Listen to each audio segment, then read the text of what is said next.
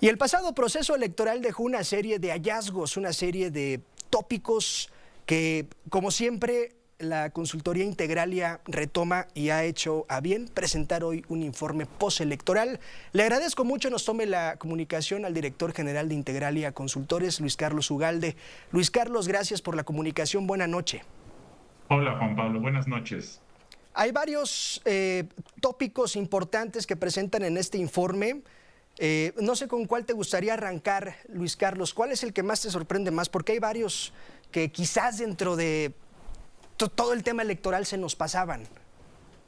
Pues mira, para mí el tema más relevante es que la elección de Sheinbaum como presidente de México es el mandato más homogéneo, más generalizado, más contundente de la era moderna de México. ¿Sí? En 2006, por ejemplo, Felipe Calderón ganó en una elección partida en dos, un clivaje, el norte versus el sur. En 2018 se notaron diferencias socioeconómicas en el voto a favor de uno o de otro. Y en esta ocasión, Sheinbaum, además de que gana por un volumen de votos inédito y por una diferencia enorme respecto ¿Sí? al segundo lugar, prácticamente gana en todos los estratos socioeconómicos, educativos y en todas las entidades del país, salvo Aguascalientes. ¿Sí? Entonces, creo que este mandato homogéneo, abierto, genérico, y me parece que es el dato más relevante de Y, un mandato político muy amplio y contundente. y justo ahí, Luis Carlos, se descarta una teoría, una hipótesis que indicaba que solo la clase media baja y la clase baja votaba por Morena. Hoy se sabe que no es así. Todo estrato social votó por Morena y votó por Claudia sin distingos. Así es, digamos, en los estratos de nivel más alto, Xochitl gana, pero gana marginalmente, es decir, no gana por 2-1 o 3-1. Y la clase media en general votó a favor de Claudia Sheinbaum. Entonces, esta hipótesis que existía de que las clases medias se sentían vulneradas por López Obrador, pues no ocurrió.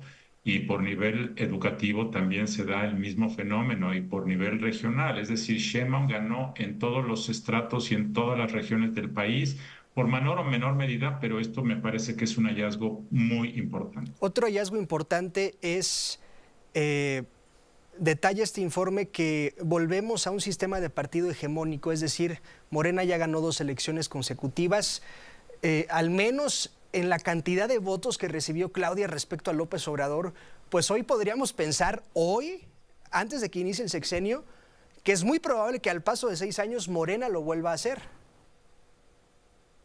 No sé qué pasa en 6 años, pero efectivamente lo que pasó hoy es que la hegemonía de Morena se consolidó, se amplió un poco y que esto es un dato y es un dato que significa pues que es un mandato democrático, pero también es un riesgo. Las democracias requieren balance, requieren equilibrios y cuando no se obtienen, esto claramente plantea un riesgo, Sí. porque si no hay control, si no hay contrapeso, el riesgo es la equivocación, el abuso de poder. Así es que este exceso de poder que los electores han dado a Morena y a su presidenta debe ser manejada con mucha responsabilidad, porque el exceso siempre conduce a la equivocación. Luis Carlos, por años en la misma mesa se sentaba el PAN, se sentaba el PRI, en una mesa de al lado se sentaba el PRD y otros tantos partidos. Hoy día el PAN y el PRI se sientan en una mesa lejana, el PRD ya no está invitado a la fiesta y Movimiento Ciudadano y el Verde están en la mesa de lujo. Ambos partidos lograron mucho, Luis Carlos. El Partido Verde logró mucho y habrá que ver las razones de que haya logrado mucho. Si tú analizas por qué logró mucho, fue básicamente porque fue aliado con Morena. Claro. Si el PRI hubiera aliado con Morena, hubiera obtenido el mismo resultado. Es decir, no es un atributo generado por lo que significa el verde, sino simplemente que fue de pasajero junto a Morena. Igual ocurre con el Partido del Trabajo. Ahora bien, MC hay una lectura doble. Por un lado, obtuvo muchos votos, ganó en prácticamente todas las entidades del país votos, pero perdió representación.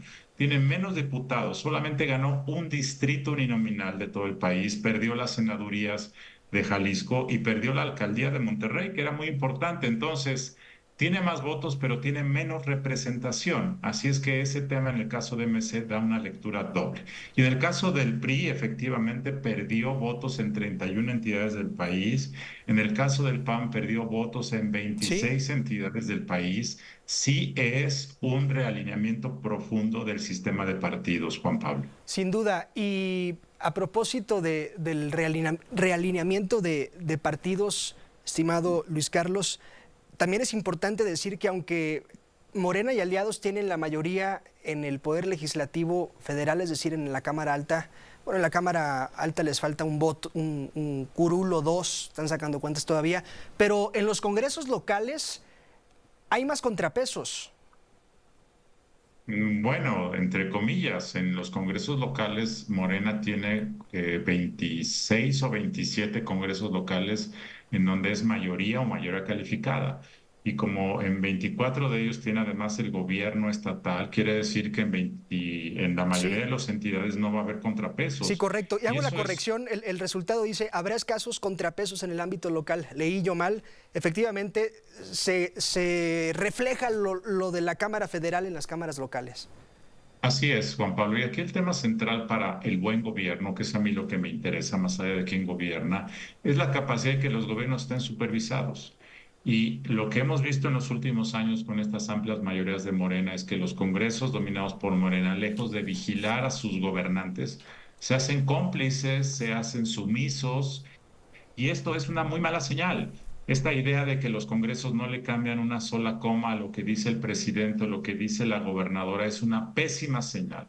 Los congresos deben ser un balance adecuado y desafortunadamente estas amplias mayorías contribuyen a lo contrario, a que el Congreso vuelva sumiso, no haga su trabajo y eso, reitero, conduce al error, conduce al abuso del poder. Luis Carlos, ¿qué otro hallazgo te gustaría destacar ya por último? Bueno, creo que otro hallazgo importante que debemos destacar es que Claudia Sheinbaum fue un factor que jaló a Morena hacia arriba, es decir, Claudia Sheinbaum fue una candidatura profesional muy efectiva que ayudó a que Morena en todo el país ganara y subiera.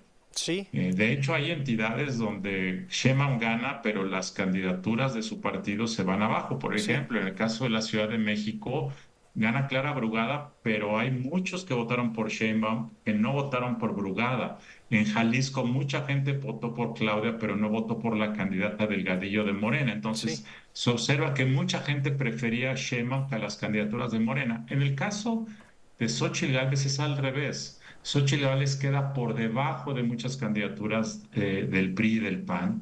Esto se nota en muchas entidades, es decir, Xochitl no fue un factor que ayudara a las candidaturas regionales y Sí. legislativas de la oposición. Es decir, en ese sentido fue una candidata que no apoyó, mientras que Sheinbaum sí apoyó y jaló hacia arriba. Ahora, Luis Carlos, eh, se decía después de la elección de 2018 en la intermedia es que López Obrador no va a estar en la boleta. Pues ya sabemos que esta vez el factor no fue ni Morena ni López Obrador, fue específicamente Claudia Sheinbaum.